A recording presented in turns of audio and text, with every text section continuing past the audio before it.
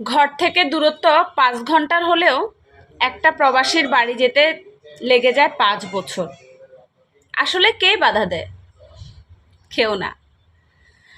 বাধা দেয় মায়ের ওষুধের টাকা, বাবার কড়া ঋণ, ছোট বোনের বিয়ে, বউ বাচ্চার খরচ, আর নতুন করে ঘরটা করার স্বপ্ন। আসলে ওভাবে কেউ বাধা দেয় না।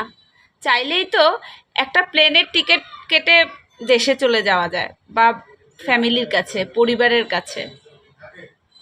বাধাটা আসে ভিতর থেকে।